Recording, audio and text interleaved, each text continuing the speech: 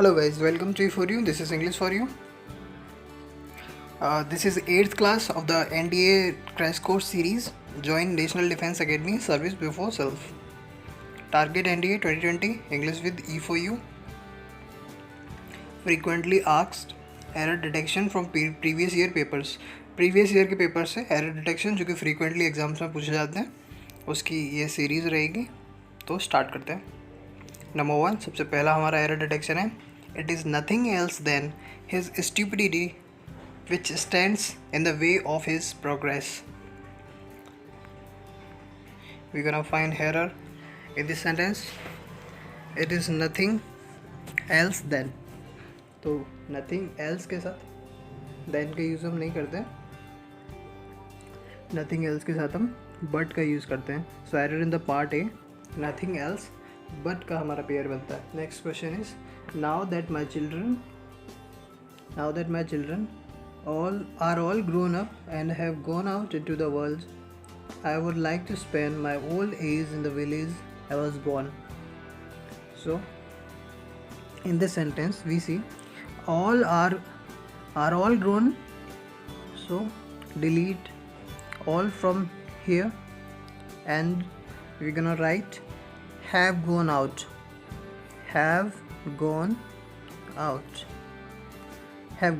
here we place have.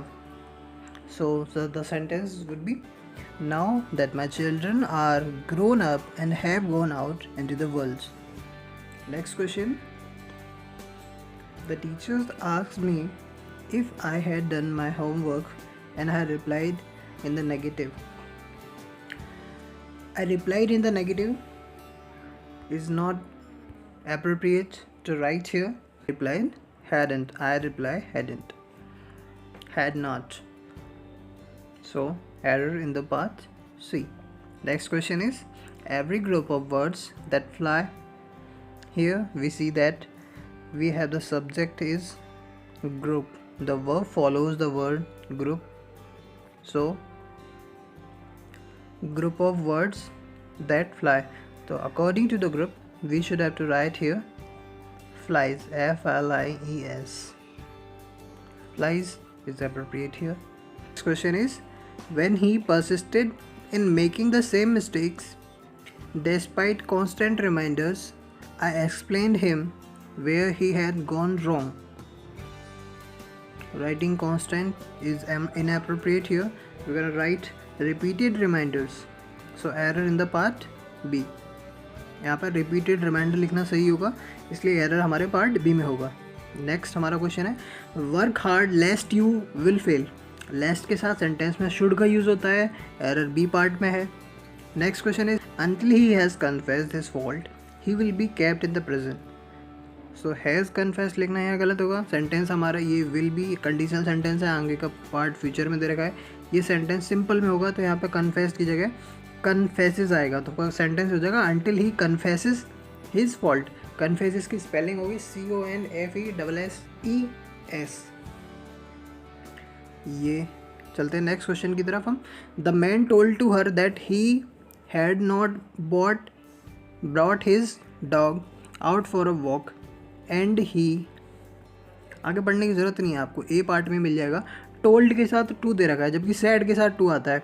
The man said to her हो सकता था लेकिन टोल्ड के साथ टू नहीं आएगा. टोल्ड के साथ हम प्रीपोजिशन का यूज़ नहीं करते. पार्ट ए में एरर है. Next question is the manager of the bank was busy. Okay, so he asked them to come and see him. To come and to see भी हो सकता था लेकिन आगे टू दे रखा है तो ये ऐसे करके भी होता है. टू कम एंड सी लिखना करेक्ट होगा. Him and between 2 to 3. 2 to 3 नहीं होता, बिटवीन के साथ एक तो एंड चलता है. सबसे पहली बात तो ये समझ लो, बिटवीन होगा तो आगे एंड आएगा क्योंकि बिटवीन दो लोगों में किसी चीज़ को बांटने की, बंटवारे की, इस तरह की बातें बिटवीन करता है. और एक और चीज़ है कि 2 to 3 फ्रेज नहीं होता. 2 बजे से 3 बजे के बीच में कोई डॉक्टर को मिलना हो, किसी मैनेजर से मिलना हो तो 2 to 3 बीच में फ्रेज 2 and 3 होता है. तो एक ऐसे ये फ्रेज ऐसे नहीं होता, 2 and 3 होता है और एक बिटवीन आया हो तो आगे एंड आएगा. दोनों तरह से अगर आप देखोगे तो यहाँ पे 2 की जगह एंड हमें यूज़ करना है. पार्ट एरर सी में हो जाएगा. Next question is relationships are build in kindness, understanding and self respect, not on. यहाँ आप देखोगे not on jealousy, selfishness pulled up egos and rude behaviour.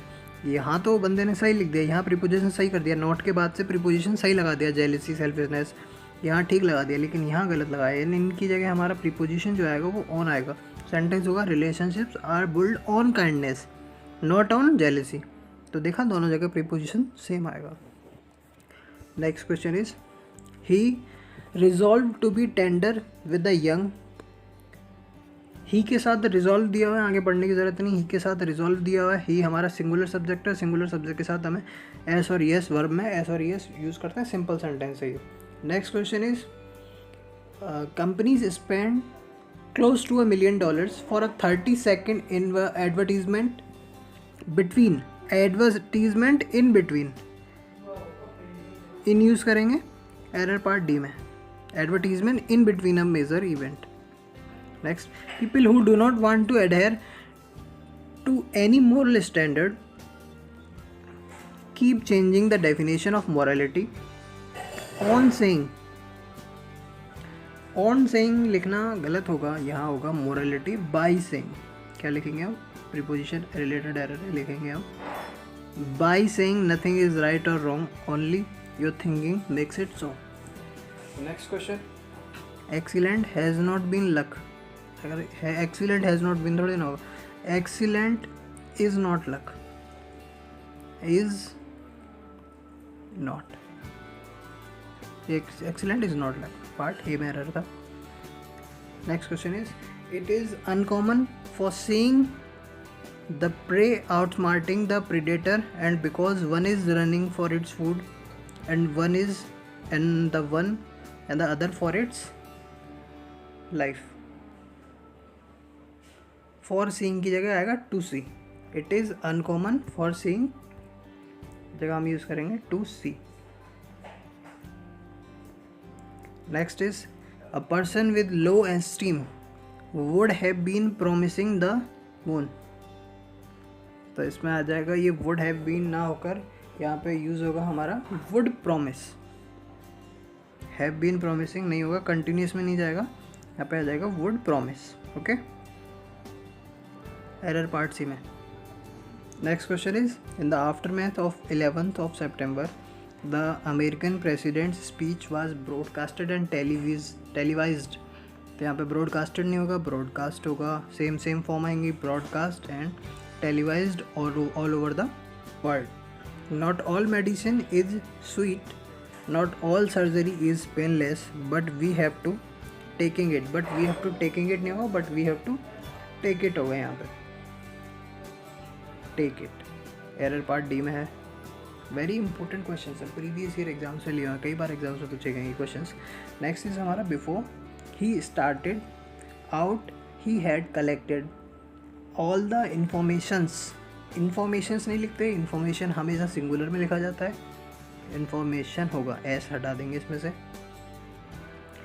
S हटा देंगे। Next is the first lesson I got in my military days was that, error इसी part में है, no आगे चलते हैं।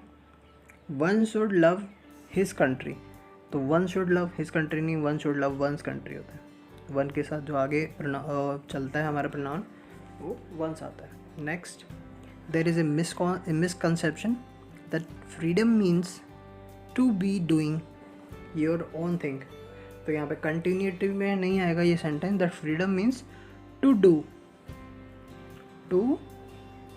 डू आएगा, यहाँ डू लिखेंगे। Next, one can be truthful without having been cruel but that may not always be the case. तो one can be truthful without having been cruel, तो यहाँ पे हैविंग बीन ना करके विदाउट बीइंग आएगा, without being BEING, without being cruel. Error part B में था।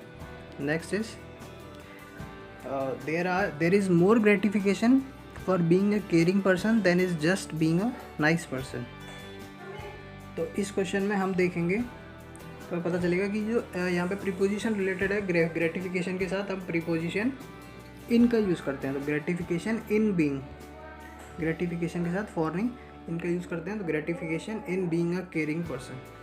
Next is lack of honesty sometimes labelled as, labelled के साथ हम एज का यूज़ नहीं करते, लेबल्ड एज, लेबल्ड किसी प्रिपोजिशन को फॉलो ही नहीं करता, लेबल्ड के साथ डायरेक्ट सब्जेक्ट आ जाता है, बाद में डायरेक्ट ऑब्जेक्ट सब्जेक्ट, मतलब लेबल्ड के बाद डायरेक्ट नाउन का यूज़ कर सकते हैं।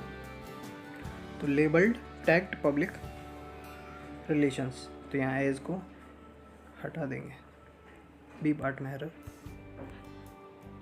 आज की क्लास को यहीं तक रखते हैं। Thank you guys, stay connected, keep learning, thanks for watching the video. जुड़े रहिए हमारे साथ।